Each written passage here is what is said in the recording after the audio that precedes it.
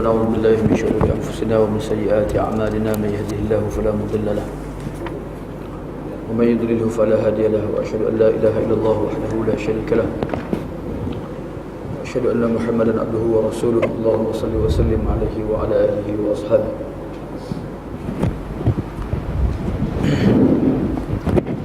Assalamualaikum warahmatullahi wabarakatuh.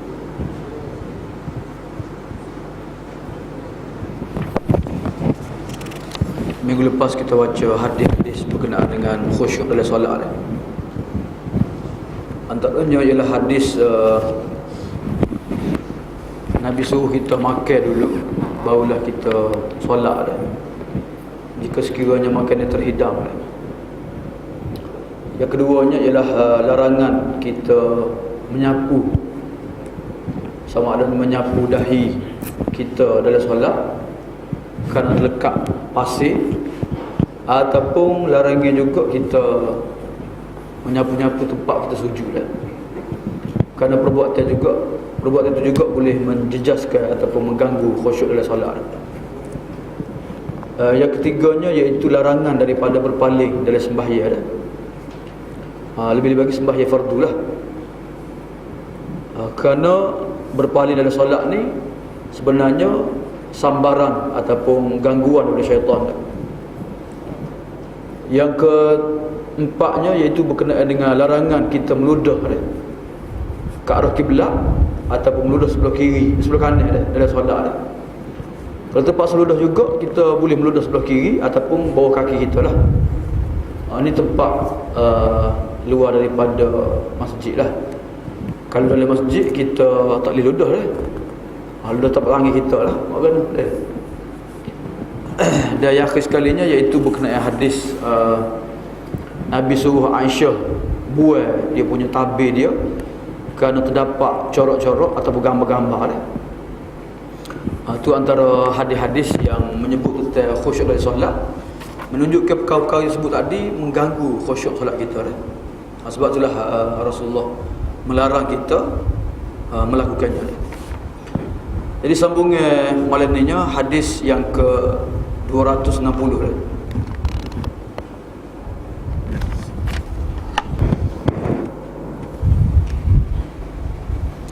Hadisnya an Jabir bin Samurah radhiyallahu anhu qala Rasulullah sallallahu alaihi wasallam la yantahiyanna aqwamun yarfa'una absarahum ila as-sama' fi shalah aw la tarji'a ilaihim. Dari Jabir bin Samurah radhiyallahu anhu dia berkata, Rasulullah sallallahu alaihi wasallam bersabda, hendaklah orang-orang yang mengangkat pandangan mereka berhenti ketika solat ataupun pandangan itu tidak akan kembali lagi kepada mereka. La yantahiyanna aqwamun, hendaklah berhenti orang-orang yang mengangkat pandangan mereka ke langit ketika solat. Kalau tidak, biarlah pandangan mereka tidak kembali lagi kepada mereka, biar buta mata mereka. Ini larangan dalam hadis, iaitu larangan kita mengangkat pandangan ketika dalam solat. Lenggoklah ke atas lah.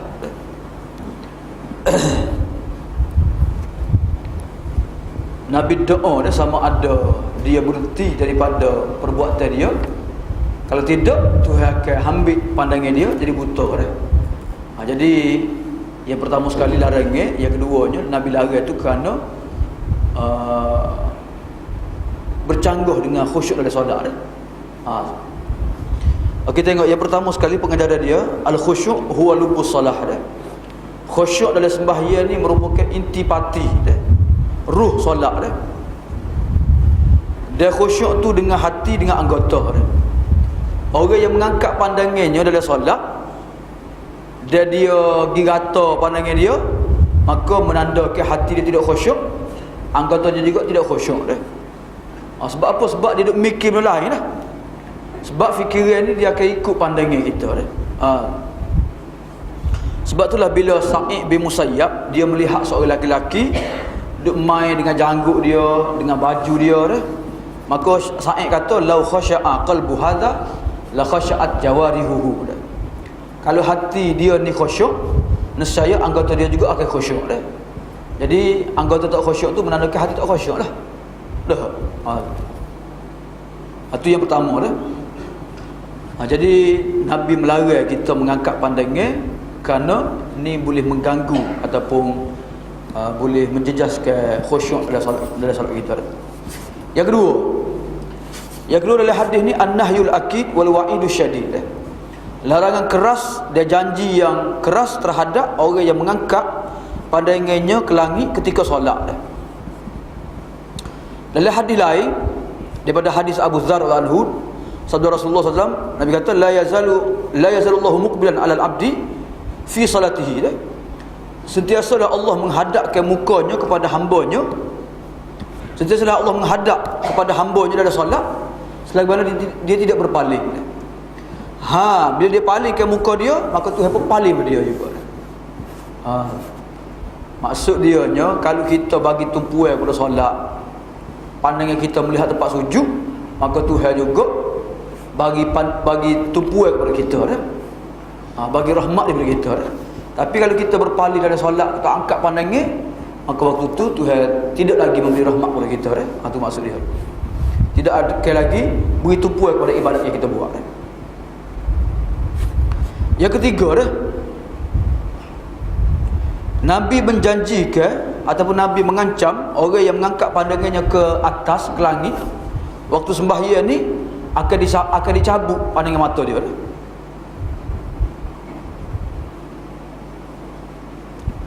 Walaupun begitu, ramai orang yang mengangkat pandangan dalam solat dah, tapi tak ada seorang pun ya Tuhan cabut pandangan mata dia. Macam mana pula ni? Tak. Jawabnya ni Tuhan tak buat gini ni kerana rahmat Tuhan lah. Kalau Tuhan buat sungguh tak, sajalah kita ni. Dah. Ni janji Nabi SAW. Nabi memberi ancaman dah. Tak semestinya ancaman itu kita buat dah, kita ugut saja. Dah. Kadang-kadang kita ugut anak kita kan. Kita tak pukul dia pun, tapi kita ugut saja dah. Supaya dia ni geram dah. Jadi Tuhan apa dia tak dicabut pandangan mata orang ni nya bukan kerana Tuhan tak boleh buat, Tuhan boleh buat dah. Tapi Tuhan masih merahmati dah. Tuhan masih mengasihani, Tuhan masih bagi peluang. Macam kafir juga. Kalau Tuhan nak azabkan mereka bila masa Tuhan boleh azab. Dah. Kalau Tuhan nak azab, habis tak ada satu pun binatang yang boleh hidup atas muka bumi. Dah. Tuhan hapuskan belaka. Manusia tak boleh hidup juga dah. Tapi kalau kira rahmat Tuhan, Tuhan masih menangguh-nangguhkan lagi dah. Ya ada orang cabar gini, ada orang cabar. Dah Tuhan kata tak nak cabut mata kat cabut lah. Dah. Cabar tak cabar. Dah. Okey, yang kedua dah. Yang keduanya, tidak dicabut pandangan mata secara lahiriah dah. Tetapi dicabut dari segi maknawiyah dah. Maksudnya mata dia tu tak boleh nak guna untuk melihat tanda-tanda bukti-bukti Allah Subhanahu Wa Taala. Celak mata tu, tapi tak boleh ambil pengajaran lah. Tengok saja gitulah. Sebab itulah Tuhan akan balas sebenar-benarnya di akhirat nanti. Dah. Qala rabbi lima hasyartani a'ma wa qad kuntu basira. Wahai Tuhan, kenapa kamu bangkit aku buta sedangkan aku celak kamu ke dunia dulu? Tuhan kata kadzalika atatka ayatuna fanasitaha wa kadzalika al-yawmutusah. Begitulah ayat kami datang pada kamu lupa dah. Maka hari ini kamu juga dilupakan. Jadi orang yang celak mata tapi tak tengok pada ayat-ayat Allah, tak khabar terhadap ayat Allah, maka orang ni dianggap buta dah. La ta'mal absar walakin ta'mal qulub allati fis sudur. Tak buta pandangan mata mereka, tapi buta hati mereka yang berada di dada. Tuhan sebut ayat lain, walahum a'yunun la yubsiruna biha.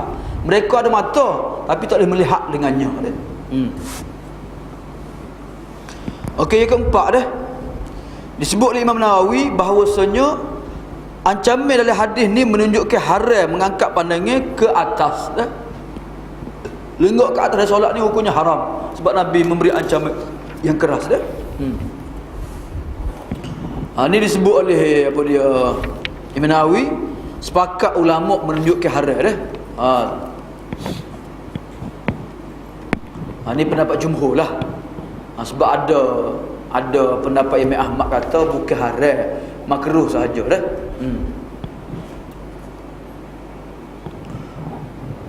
Kalau doa, macam mana doa? Ni makruh akak pandangan mata ni ketika sembahyang. Ketika berdoa boleh ke tidak kita angkat, kita tengok ke langit, boleh ke tak? Boleh dah. Ada setengah ulama kata makruh berdasarkan hadis ni dah. Tapi pendapat jumhur ni kata boleh dah. Boleh melihat ke langit waktu berdoa dah. Harus saja dah. Kata dia raf'ul basar munafin li adabis salah wa maqamuha. Mengangkat pandangan mata ini bercanggah dengan adab solat dah, adab sembahyang dah. Kerana orang yang solat itu sudah bermunajat dengan Allah Subhanahu Wa Taala. Jadi mengangkat pandangan dan melihat rata-rata ni boleh mengganggu hatinya, dan ini merupakan adab yang buruk dah. Yang menunjukkan bahawasanya dia tak berasa dia sedang beribadat kepada Allah Subhanahu Wa Taala. Sedangkan Tuhan lebih dekat daripada hablul warid, daripada orang tekak dia lagi dah.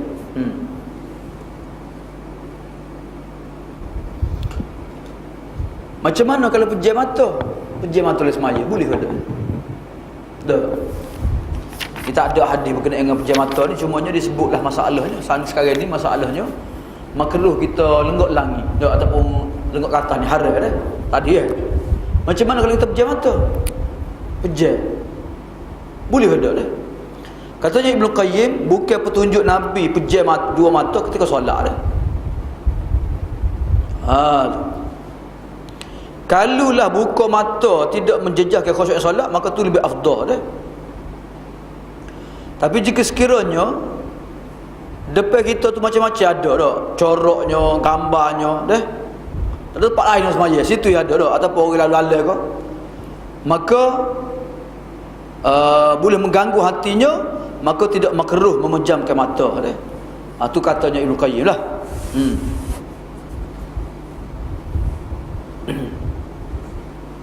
Itu kata Ibnu Qayyim rahimahullah ta'ala dah. Tapi pada asalnya celak mata dah. Nabi celak mata. Dalilnya, dalil ke Nabi waktu Nabi istisqa kan, Nabi ambil nak betik apa dia, tangkai buah zabib, buah anggur. Kemudian Nabi pun untuk royak kata jin aprik nak solat dia dengan api, Nabi undur kan. Jadi hadis-hadis ni menunjukkan bahawasanya Nabi celak ketika solat tu. Kalau Nabi royak, Nabi kata semaya, Nabi nampak soh belakang tak betul, Nabi nampak dah. Maksud Nabi celak mata tu. Betul. Jadi tidak ada dalam hadis yang menunjukkan Nabi ni pejam mata dah. Okey, yang seterusnya dah. Yang seterusnya, yang ketujuh. Sekatulah. Nekal kan. Kemudian hadis seterusnya, wa an Jabir radhiyallahu anhu. Wa ana Aisyah walahu ana Aisyah radhiyallahu anha qalat sami'tu Rasulullah sallallahu alaihi wasallam yaqulu la salata bi hadrati ta'amin wala huwa yudafi'ul akhbathani. Di dalam riwayat Muslim daripada Aisyah radhiyallahu anha, dia berkata, saya mendengar Rasulullah sallallahu alaihi wasallam bersabda, tidak ada kesempurnaan solat apabila makannya sudah dihidangkan. Dan tidak sempurna pula solatnya jika dalam keadaan menahan keluarnya kotoran dari dua tempat, buang air kecil dan buang air besar. Dalam riwayat Muslim daripada Aisyah radhiyallahu anha, Aisyah kata, aku telah mendengar Rasulullah bersabda, tidak sempurna solat. La salata, tidak ada solat. Macam tak sempurna solat dengan terhidangnya makannya dah. Maksudnya kena makan dulu baru masuk sembahyang dah. Wala huwa yudafi'ul akhbatha, dan tak sempurna juga solat dalam keadaan seseorang itu menahan. Tak, nak terberak, nak terkecil. Tak. Jangan dah. Wala wa huwa yudafi'uhu al-akhbathani. Tak boleh juga sembahyang dalam keadaan dia tu menahan. Tak, nak buang air kecil, buang besar dah. Ini antara perkara yang makruh yang perlu kita elakkan. Kenapa? Untuk menjaga khusyuk dalam solat dah. Yang pertamanya berkenaan dengan makan minum tu sebut paling lama dah lah, panjang dah. Cuma yang nak sebut sininya dalam hadis ni tak kira lah kita lapar ke, kita tak lapar ke, asal kau makan yang terhidar, maka makruh kita sembahyang kecuali kita makan dulu sedikit ke, dah untuk mengelak daripada kita teringat pada makannya dah. Hadis ni nya menunjukkan makruh sembahyang dalam keadaan menahan dua hadas dah, iaitu kecing dan berak lah. Syekhul Islam Ibn Taymiyah kata, anal hakim awil hakim afdal lahu an yaqdi hajatahu. Orang yang menahan kecing dan buai besar ni lebih afdal dia qada hajat dulu dah. Walaupun ada air sekalipun dia qada hajat dulu, kemudian dia lebih sembahyang menggunakan tayamum kalau tak ada air dah. Sebab sembahyang dengan tayamum ni kalau ada air dibolehkan dah. Dan lebih afdal sembahyang dengan menggunakan air dalam keadaan dia was-was, dia terganggu solatnya dah. Jangan tebih dah. Kalau kita nak sakit perut ke, jangan tebih semaya dekat keadaan semaya. Tak. Janganlah. Tak, sebab kadang-kadang buai kecil tu dah tahan. Atau kecil semaya lah, jangan. Tak. Jadi biarlah lewat sikit ke, tak ada jemaah ke, tak apa. Hak pentingnya kita qada hajat dulu dah.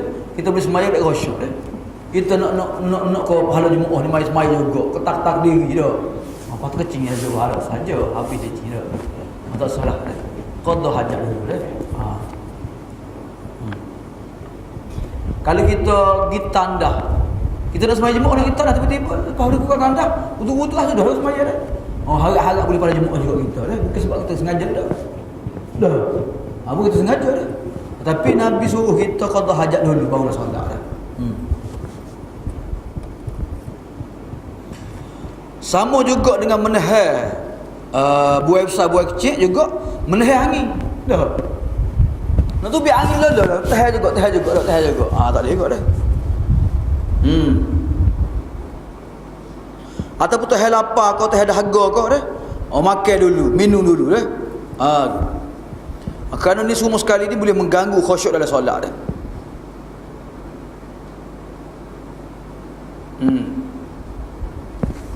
Jadi kita selesai dulu hajat-hajat kita dulu, baru kita solat dah. Tetap sembahyang orang yang menahan dua air kecil air besar ni, jumhurnya mengatakan sah sembahyang dia tapi makruh lah. Dah. Dan mereka mentakwilkan zahir hadis ni tidak ada sembahyang yang sempurna. Bukan tak sembahyang dah, sah sembahyang tapi tak ada sembahyang yang sempurna dah. Adapun orang yang berpegang dengan zahir hadis, dia kata mereka berpendapat tak sah sembahyang orang yang menahan dua hadas. Tak sah sembahyang. Sebab dia kata dalam solat tak ada sembahyang. Bukan tak sempurna sembahyang, tak sah sembahyang. Dia pegang hadis ni juga dah. Jadi la salata tu sama ada tidak sempurna sembahyang ataupun tak sah sembahyang dah. Kalau mengikut pendapat Zahiriyah tak sah sembahyang orang yang menahan hadas.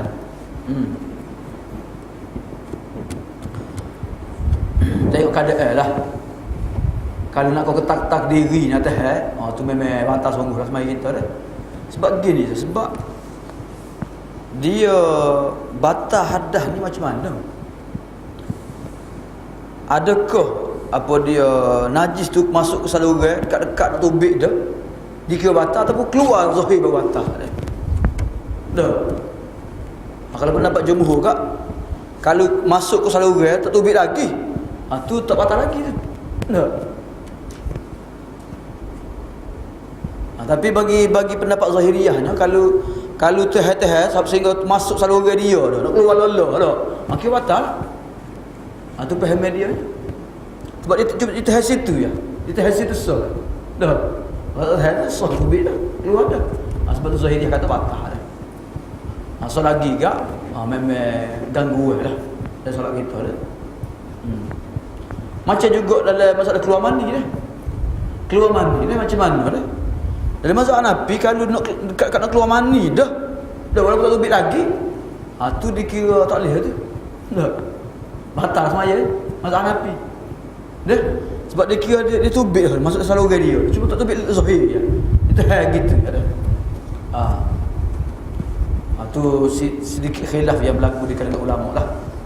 Tapi jumhurnya kata keluar zahir barulah wajib apa dia kena wuduk semula ataupun mana wajib lah. Katanya Qadhiyah, seluruh ulama sepakat bahawasanya imbalagha bihi ma la yaqilu bihi salatuhu, kalulah siapa kau pergi kat dia ni tak boleh bagi tumpu solat dah. Tak. Itu tinggal satu sekali ya, maka tidak harus dia memulakan solat dengannya. Dia kalau berlaku dari solat, dia boleh berhenti semaya. Boleh berhenti semaya. Nak kau duk fikir satu sekali ya. Tak. Berhenti dah semaya kepada dia.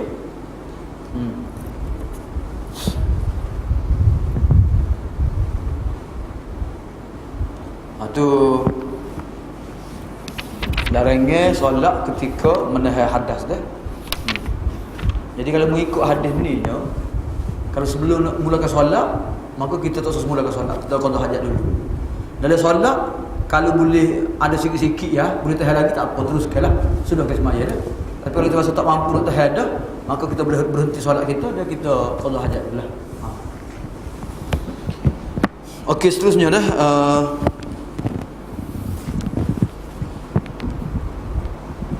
hadis yang terakhir dalam bab khusyuk dalam solat. Wa an Abi Hurairah radhiyallahu anhu anna Nabiy sallallahu alaihi wasallam qala at-tatha'ubu minasyaitan fa idza tasa'aba ahadukum falyakzim mastata'a.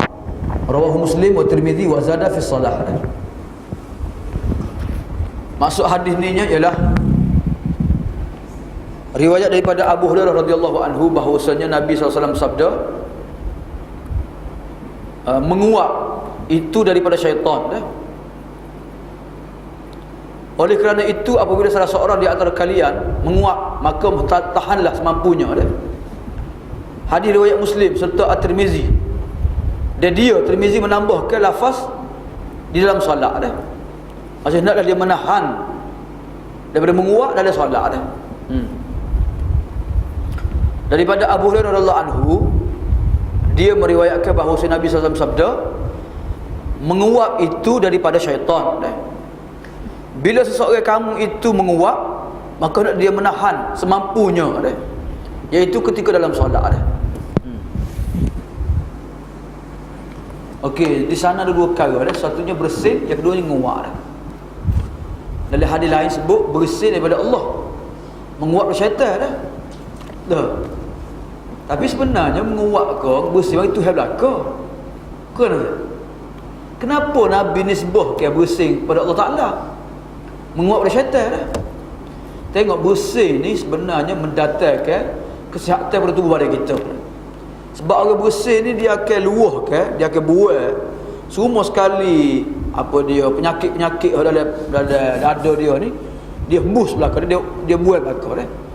Sebab itulah waktu bersih ni Nabi larang kita angkat suara ataupun kita buka gitu dah. Sebab apa? Sebab air bersih kita tu habis kena orang belakang dah.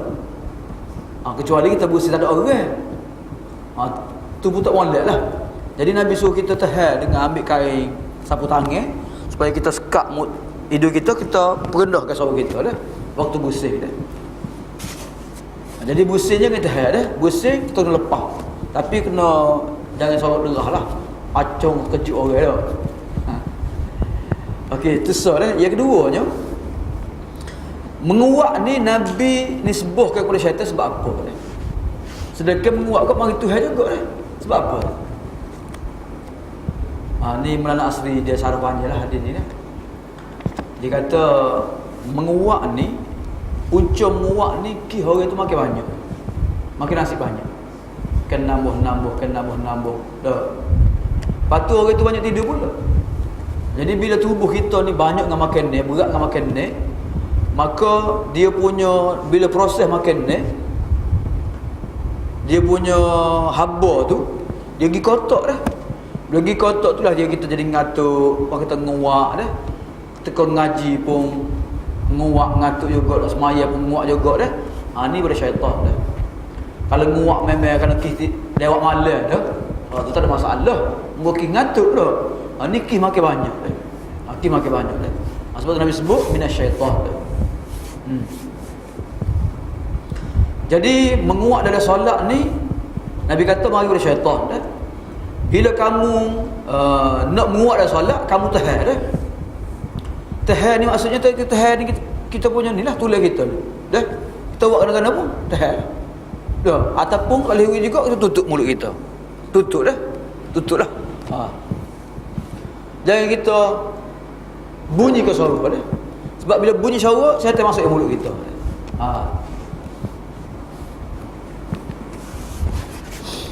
Okey, pengajaran hadis dah. Pengajaran hadis yang pertama sekali, at-tasa'ub dah. At-tasa'ub ni lah gerakkan mulut bukan yang kehendak dah. Tapi mari kerana sifat malah dan ngatuk dah. Tu. Yang menyebabkan seseorang itu terbuka mulut dia dah.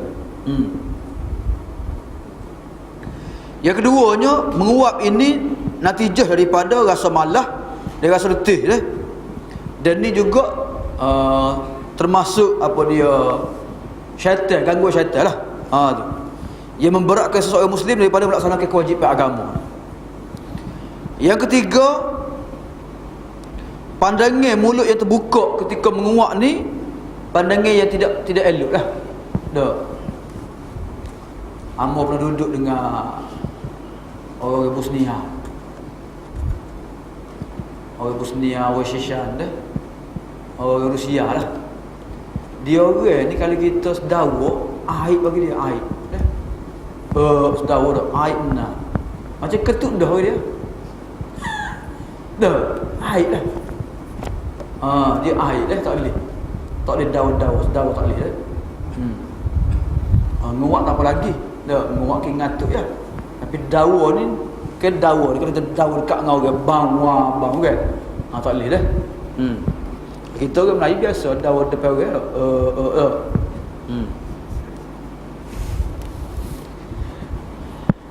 Okey, seterusnya dalam hadis yang lain, dalam hadis riwayat Muslim, Nabi kata bila seorang kamu nak menguap, maka hendaklah dia sekat dengan mulut dia dah.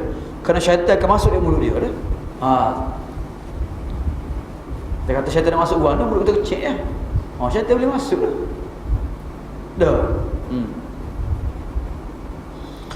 Dan menahan tutup mulut ketika nak menguap ni antara adab majlis lah. Jadi hak utama sekali dalam hadis ni ialah dalam solat. Dalam solat Ibn Tirmizi sebut Nabi suruh kita tahan dia tutup mulut kita kalau nak muat juga dalam solat dah. Tutuplah. Jadi tutup mulut ni sama ada dalam solat pun disuruh, luar solat pun disuruh juga dah. Jadi Nabi suruh tahan menguat ni kerana apa? Menguat ni juga boleh mengganggu khusyuk dalam solat dah. Itulah hadis-hadis yang menyentuh berkenaan dengan apa dia? Khusyuk dalam solat. Antaranya malam ni kita bacanya ialah yang pertama sekali larangan mengangkat pandangan mata dalam solat. Yang keduanya larangan menahan buai kecil, buai besar ketika solat. Dan yang ketiganya ialah larangan kita menguap. Kalau nak menguap juga maka kita tahanlah daripada menguap, sebab ketiga-tiga perkara ni boleh menjejaskan khusyuk kita dalam solat. Kemudian seterusnya kita masuk tajuk baru malam ni, Babu Al-Masjid. Babu Al-Masjid. Dalam Bukhari, dalam kitab Bukhari disebut Kitabul Masajid. Dah. Mungkin kitab kita ni kecil ya. Kitab kita ni Kitabus Salah. Dalam Kitabus Salah tu dia buat bab kecil-kecil dah. Dia Babul Masjid, bukan Kitabul Masajid dah. Dalam Bukhari dia buat Kitabul Masajid. Maksudnya himpun ni masalah bab naik masjid dia. Maksudnya luah lah peribahasa dia tu. Jadi memanglah apa dia hadis-hadis dalam Bukhari panjang lebar disebut berkenaan dengan masjid kan. Sebab masjid ni tempat apa dia utama bagi umat Islam. Di sanalah mereka apa dia azan iqamah, di sanalah mereka sembahyang berjemaah 5 waktu. Mereka apa dia adakan majlis ilmu, mereka berbincang, mereka berkumpul. Sebab itulah kita masjid ni kita kena jadikan tempat kita bersatu umat Islam ni. Bukan tempat pecah dah. Ada seorang sahabat ada mengajar di Masjid Perwisa lah. Dia royak lah, dia kata ustaz, dia duduk di Terengganu dulu mana dung dalam lah. Dia kata sedih lah. Waktu mula-mula dia pergi dulu, dia kata tak ada orang masjid besar-besar Melaka, tak ada orang dah. masjid besar tak ada orang. Dah. Jadi dia pun mula dia iqamah, dia panggil orang dia. Akhirnya lama kelamaan orang makin ramai mari ke masjid dah. Jadi waktu dia nak balik daripada Terengganu nak klik Kelantan, Pecik dah. Dia orang tak bagi dia baliknya dah. Sebab dia dah heret orang ramai mari ke masjid dah. Jadi moral cerita ni ayatnya masjid sepatutnya tempat berkumpul dah. Tempat berkumpul, tempat kita nak bertemu mata dah. Sebab zaman kita sekarang nak temu ni payah katlah. Kau tak pergi masjid kat payah dah. Bukan orang semua orang kedai kopi ni. Orang kedai kopi semua je. 3-4 kali sehari je. Tapi orang hok jarang-jarang pergi kedai kat memang payah nak temu lah jarang-jarang lah. Payah lah. Jadi masjid lah sebenarnya tempat yang sepatutnya kita bertemu dah. Sebab tu lah kalau kita mari masjid dengan niat kita nak mari semaya, nak mari iktikaf, nak mari dengan majlis ilmu, nak bertemu sahabat-sahabat kita. Semua niat kita boleh pahala belaka dah. Okey, kitabul masjid babul masjid. Dalam bahasa Arabnya dua disebut masjid dengan masjid. Masjid pun boleh, masjid pun boleh. Cuma masjid ni khusus kepada tempat yang dibina untuk solat berjemaah. Tempat di azan di iqamah tu masjid lah. Kalau masjid ni maksudnya tempat sujud lah. Tak kira lah rumah kita ke kita sujud, di pejabat kita ke mana-mana tempat sembahyang bagi dinamakan masjid tempat sujud lah. Jadi dua-dua boleh lah, masjid boleh, masjid pun boleh lah. Tapi biasanya dalam Quran di hadis dinamakan disebut masjid lah. Okey, hadisnya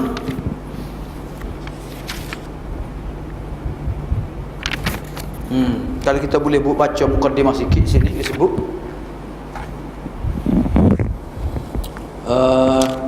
masjid ni khususiat bagi umat Nabi Muhammad sallallahu alaihi wasallam dah. Maksud keistimewaan umat Nabi Muhammad dah. Nabi sebut dalam hadis Bukhari dan Muslim, ju'ilat liyal ardu masjidan wa tahura dah. Dijadikan bumi untuk aku sebagai masjid dan alat untuk bersuci. Maksudnya seluruh masjid, seluruh bumi ni tempat kita solat dah. Katanya Imam Qurtubi, ni apa yang dikhususkan oleh Allah kepada nabinya dah. Nabi-nabi terdahulu hanya diharuskan solat untuk mereka tempat yang khusus sahaja dah. Jadi oleh kerana sujud ni perbuatan yang paling mulia dalam solat, kerana dekatnya hamba dengan Tuhan, maka dipecahkan daripada kata sujud jadi masjid. Okey, di sana masjid ni ada hukum hakalnya dah. Disebut oleh fuqaha dalam kitab dalam bab iktikaf dah. Bahkan setengah ulama mereka buat bab khususnya berkenaan dengan ahkamul masajid dah. Contohnya buku I'lamul Sajid bi Ahkamil Masajid dah. Ini kitab ditulis oleh Az-Zarkashi Asy-Syafi'i dah. Imam Zarkashi dia tulis khusus berkenaan dengan hukum hakam masjid dah. Sebab itulah kalau kita tengok kesan sejarah Islam ni, kita boleh tengok apa dia masjid-masjid lama dah. Waktu orang pergi ke Herah pun masjid-masjid lama masih ada lagi. Masjid umur 1000 tahun. Sultan Talun dah. Umur 1000 tahun masjid. Kesatu 1000 tahun. Masjid Azhar tu antara 1000 tahun. Lebih 1000 tahun Masjid Azhar. Masih kekal dengan bentuk asal lagi dah.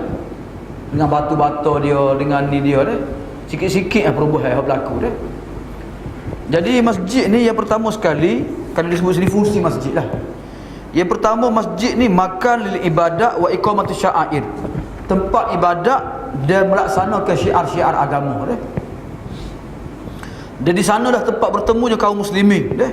Mereka berhimpun, orang yang kuat, orang yang lemah, orang miskin, orang kaya dah, orang yang berilmu, orang yang jahil dah, berhimpun di masjid untuk mendapat rahmat dan keampunan Allah Subhanahu Wa Taala dah. Di situlah dah kita dapat bertemu dengan apa dia macam-macam jenis orang lah. Ulamanya, orang yang kuatnya, orang yang kayanya, orang yang cerdiknya di masjid dah. Itu yang pertama. Yang kedua, zaman dulu masjid ni berfungsi sebagai al-jami'ah al-ilmiyah. Masjid ni sebagai satu universiti masjid dah. Universiti dah. Kalau tempat kita kat Masjid Muhammadi lah. Masjid Muhammadi tu asal dia nya tempat ahli ulama mengajar kitab, situlah barulah timbulnya Jami' Merbau. Jami' Merbau pula dibuat Muhammadi Merbau. Kami buat Muhammadi laki-laki yang kat Jepun tu. Jadi asalnya dulunya ahli ulama mengajar di masjid dah. Kitab-kitab besar mengajar masjid belaka dah. Bahkan apa dia, kita tengok sejarah pun Al-Azhar pun asalnya masjid juga, mengajar di masjid dah. Kemudian Jami' Umayyah, apa dia di Dimashq, di mana-mana lah masjid tempat mereka mengajar dah. Dia sampai sekarang di Pakistan, dia ngaji di masjid dah. Dia ada masjid, belakang tu dia buat asrama dah. Kelas-kelas pun ada juga dah. Sebahagian kelasnya dia buat di masjid, sebahagian lagi dia buat dalam kelas-kelas khusus lah. Jadi masjid juga tempat mereka belajar. Jadi oleh kerana lepas pada subuh kan orang tak ada dah, jadi belajar tahfiz ngapa Quran dalam masjid dah. Ngapa masjid luar dah, masjid luar. Dalam masjid ni budak tahfiz, luar ni ngaji kitab dah. Itu fungsi yang kedua masjid dah, sebagai pusat ilmu dah. Yang ketiga dah, di masjid jugalah diisytiharkan ataupun dibahagi-bahagikan mujahidin dah, jihad lah. Sebab Nabi dulu pun Nabi bahagi terang dalam masjid juga dah. Dan masjid juga merupakan tempat urusan kaum muslimin dah. Mereka nak bagi bantuan ke, mereka nak bermusyawarah, nak berbincang ke dah. Di situlah mereka menggunakan masjid dah. Jadi itu fungsi-fungsi masjid yang berlaku di zaman Nabi SAW dah.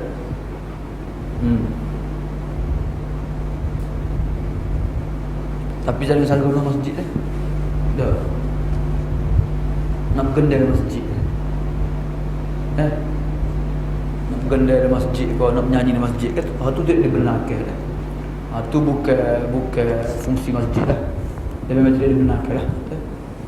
Tu ada hukum khusus lah berkenaan dengan berhibur ataupun bermain alat muzik dalam masjid tidak dibenarkan sama sekali.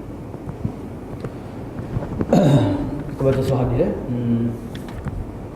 Wa ana Aisyah radhiyallahu anha qalat amara Rasulullah sallallahu alaihi wasallam bi bina'il masajid fi duri wa an tunazzafa wa tutayyaba, rawahu Ahmad wa Abu Daud wa Tirmidzi wa sahhaha irsalahu.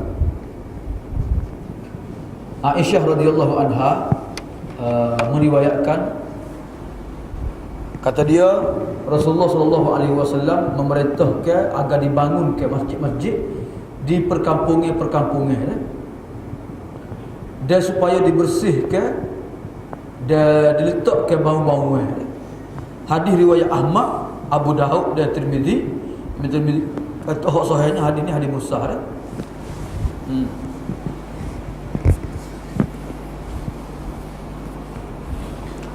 Okey, dalam hadis ni pertama sekali Nabi suruh supaya dibina masjid. Kalau tengok pada hadis ni nya, bukan masjid ni barasah lah maksud dia dah. Nabi suruh buat masjid-masjid di perkampungan-perkampungan. Sebab kita agak barasah lah. Dia sebenarnya barasah ke, madrasah ke, surah ke, serupa ya sebenarnya masjid belaka. Semua masjid kecil, masjid besar tu lah. Jadi Nabi suruh buat juga, walaupun di Madinah ada Masjid Nabawi, tapi Nabi suruh juga buat di masjid di perkampungan-perkampungan walaupun kecil sekalipun untuk memudahkan mereka solat Jumaat bukan mudah orang nak mari jauh daripada rumah mereka Masjid Nabawi Jadi Nabi suruh buat berasa-berasa masjid-masjid untuk mereka solat. Yang keduanya Nabi suruh jaga kebersihan dan letakkan bangunan-bangunan. Okey, yang pertama dia hadis ni, ad-dur huna tahtamilu maknayaini, imma yurada biha ahya'ul qaba'il fa yustahabbu bil masajid fil ahya' al maskunah. Kata dia maksud dur di sini maksudnya perkampungan ataupun kawasan perumahan lah. Supaya orang kawasan itu boleh berhimpun untuk solat dah. Dan tidak syak lagi besarnya pahala membina masjid. Nabi sebut man bana lillahi masjidan banallahu lahu bait mislahu fil jannah.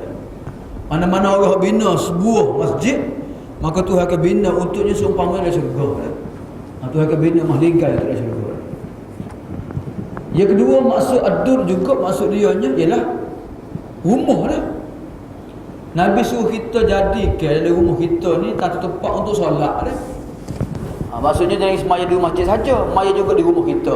Itu semaya sunat lah. Jadi kita tempat khusus dalam rumah kita, tempat untuk solat. Kita jaga kebersihan dia, dan kita khususkanlah tetamu nak mari ke, kita sini nak semaya ke, kita semaya situ dah. Itu maksud dia.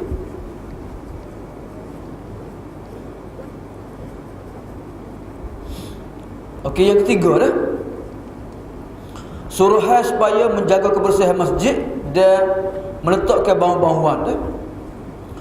Firman Allah, fi buyutin azinallahu an turfa'ah dah. Dalam rumah-rumah yang mana Allah izinkan dah bahawa diangkat namanya dah. Jadi fi buyutin azinallah ni nak ayat masjid di rumah Allah. Di rumah Allah ni nak jaga kebersihan dan letakkan bau-bauan dah. Lalu setengah masjid diletak ke boleh? Sangat bau sedap lah. Kalau tanah harak tu dia berasak dengan gatu tu. Kalau Mekah ke Kaabah tu dia bubuh air bau kan. Yang keempat dah, menghormati syiar Allah di tempat-tempat ibadat dah. Dan masjid termasuk syiar Allah. Firman Allah dalam surah Al-Hajj ayat 30, "Wa may yu'azzim hurumatillah fahuwa khairul lahu inda rabbih." Sesiapa yang mengagungkan kehormatan Allah Ta'ala, maka lebih baik baginya di situ dah. Maksudnya menjaga masjid lah. Yang kelima dah, digalakkan kita pelihara masjid daripada bau yang busuk dah. Seperti bau putih, bau besar dah, dan makin lain lah. Kerana Nabi sebut sesungguhnya malaikat tersinggung apa yang tersinggung oleh anak Adam dah. Dan yang akhir sekalinya ialah digalakkan sembahyang sunat di rumah dah. Tu.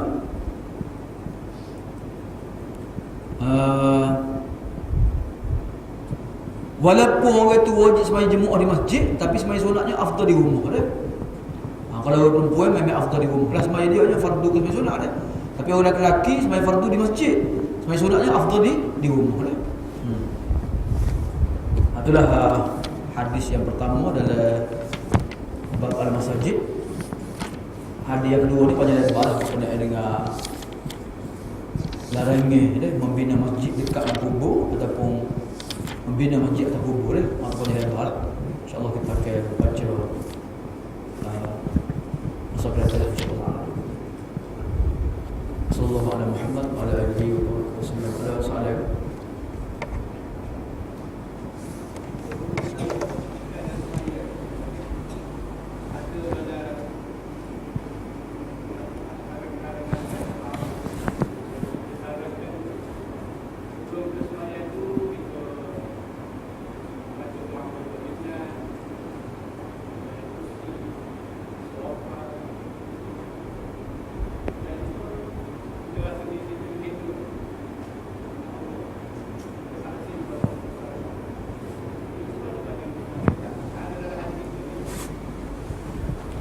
Ada dalam buku-buku disebut kita disarankan membaca beberapa surah atau beberapa ayat sebelum kita mulakan solat dah. Contohnya ayat kursi dan 3 kul kamu doa lain sebelum mulakan solat dah.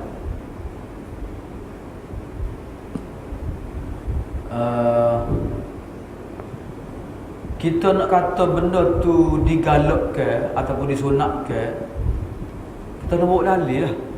Bukan saja. Sebab Nabi tidak meninggalkan kita, tidak membiarkan kita terkapar-kapar dah.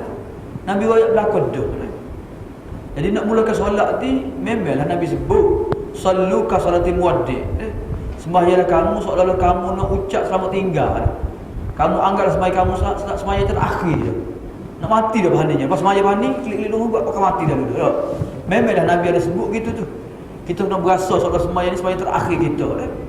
Kena berasa semua lah. Barulah kita akan sembahyang dengan sebaik-baiknya. Betul tak? Jadi tak ada hak Nabi galakkan kita baca Qul a'udzu birabbin nas ke ayat kursi ke atau apa-apa ayat lain ke untuk kita mulakan solat dah. Cumanya ada di kalangan kita hak wasuah dah. Wasuah dibaca kalau binah dulu dah. Jadi mungkin tu email tu email ke mak tu wasuah lah paling baca kalau binah. Dah kita bersangka baik dia lah wasuah dah. Jadi kita tak wasuah tak dibaca lah. Jadi kalau wasuah juga nak niat bahaya. Wasuah dia. Baca git. Sebab dia wasuah. Jadi kita tak wasuah apa dia baca kepada dia tak dia baca. Kena tak? Jadi orang hak wasuah ni tak patut itu email benarnya. Bila kita wasuah itu email. Pasal macam gitu. Dia sendiri wasuah dia. Macam-macam mana? Tapi pergi semaya. Kena tak? Jadi sebenarnya tidak ada apa-apa baca. Sebelum solat tu. Dah. Sebab Nabi mulakan solat dengan takbir. Itu sahaja. Bukan Nabi mulakan solat dengan ayat kursi ke dengan baca apa-apa surah lain ke tak ada dah. Kena tak? Wa khairul hadi Muhammad sallallahu alaihi wasallam. Ada lagi soalan?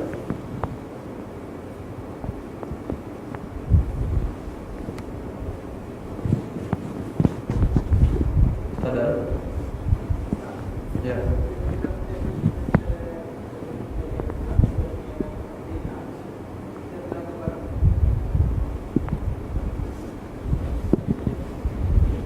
Okey, soalan berkenaan dengan lagu baru kan? Ya sebenarnya masalah ni panjang lebar sebenarnya lah. Ambo tengok dah dalam negeri tu dah. Panjang lebar lah. Kalau nak tengok kat 10 muka surat. Dah panjang lebar lah. Ni sebenarnya perbahasan berkenaan dengan apa dia mustaqarrul arwah. Di manakah ruh seseorang bila mati, gimana ruh? Gimana ruh mati? Ada orang kata ruh mukmin masuk ke syurga, ruh kafir duduk neraka. Ada kata ruh mukmin duduk atas langit tu, ruh kafir duduk patak bumi tu dah. Ada kata ruh mukmin kalau orang mati syahid nabi-nabi masuk syurga. Kalau orang biasa-biasa kat dalam kubur dia dah.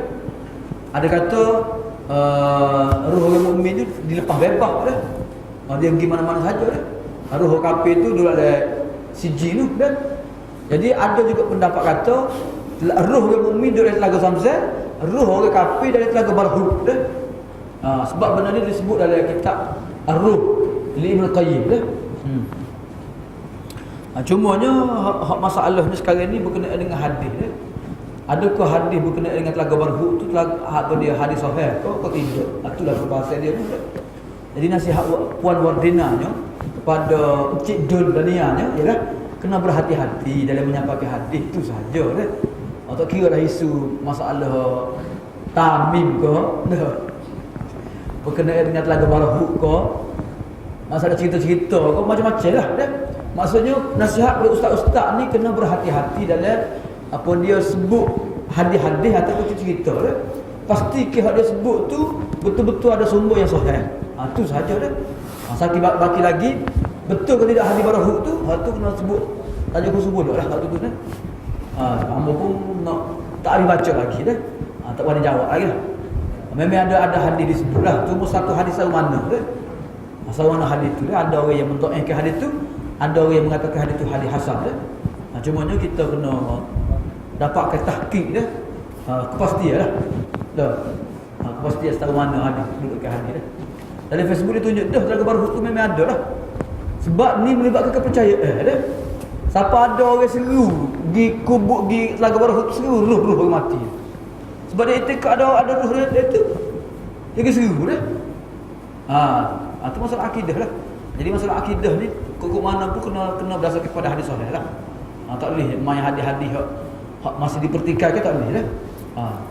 Jadi kena insya-Allah kelatih lah dah. Ataupun ustaz lain mari kita tak boleh tanya lah dah. Kena tahqiq dululah masalah lagu baru. Nanti pun kita muncul lah Encik Dun tadi yang sebut pasal ni. Dan kita pun tak tahu juga lah. Kemudian kita boleh bincang insya-Allah taala. Betul. Kita boleh cari, kita boleh bahas, kita boleh tanya lah insya-Allah taala. Ada lagi soalan ni? Ada.